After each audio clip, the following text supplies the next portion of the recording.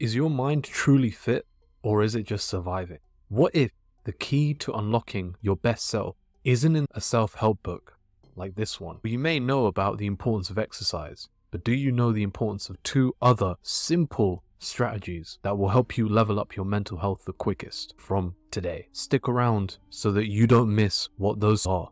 Mental health has become a real discussion topic in the last few years, and thankfully it has become a really important part of our society.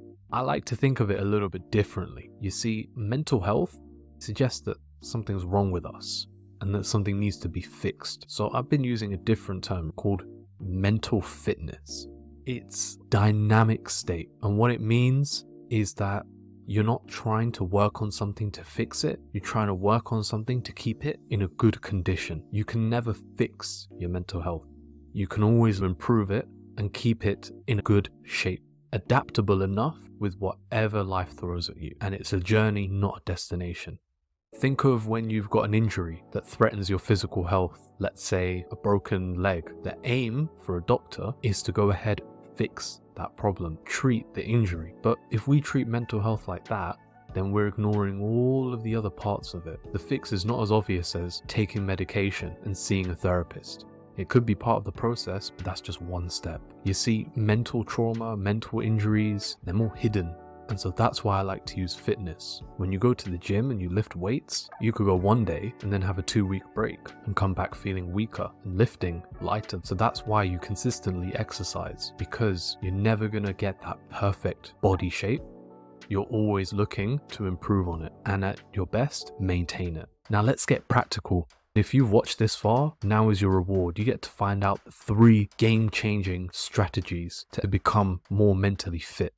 I'm going to start off with exercise. There's no secret here. It's a superpower to becoming more mentally fit and healthy. The beautiful thing about exercise is there's no one set way to become fit. Whether you go to the gym and lift weights, or take part in a class, a daily walk, a lot of people do CrossFit, calisthenics, weightlifting, running, so many different ways to keep fit. When you exercise consistently and you see the amount of work you've put in, and you look at yourself based on where you were, let's say 90 days before compared to where you are now, when you look in the mirror and you see that visible change, it really makes you feel better, and it really puts the power of consistency into light. That's why it's so important for you to never stop exercising. I don't mean going on 5K runs every single day, lifting insane weights and repping out your max every single week. Just keeping a consistent frame of mind of exercise and healthy living will give you so much leverage when you get older. One thing I wish I did, I'm 24 right now, I wish I'd started going to the gym when I was 19, 20 instead of 22. Still very early, but the earlier the better. And if you're older than this or your same age, there is no better time like today. So start doing some exercise. That's the first point. Now the next 2 are the 2 secret strategies that can really help elevate your mental fitness. You want to harness the power of mindful breathing. You can start for as simple as 1 minute, 2 minutes.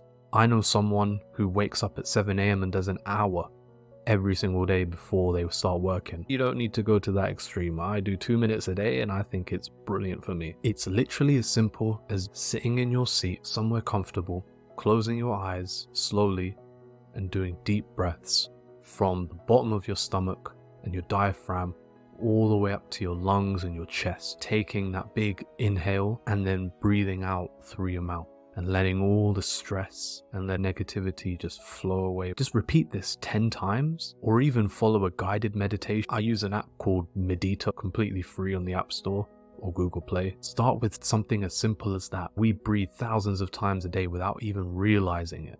So just taking a moment to realize that breathing with more conscious thought helps us get into a calmer state, and it helps concentrate our mind on the present.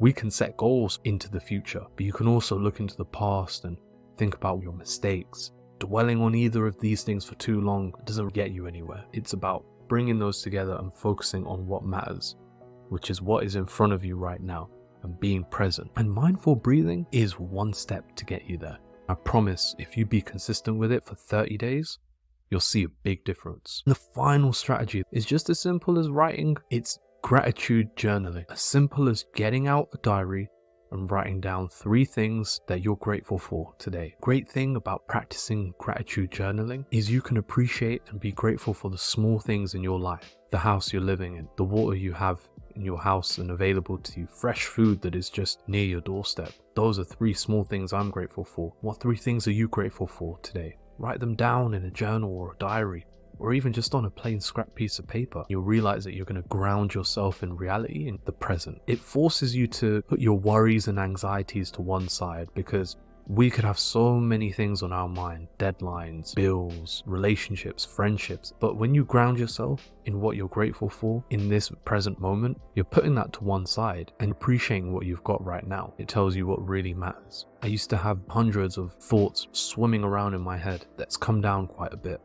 And it's because of grounding myself and being appreciative of what I have. I'm less stressful about the past, and I'm concentrating more on now and the future. If you want to take this a bit further, combine gratitude journaling with a brain dump.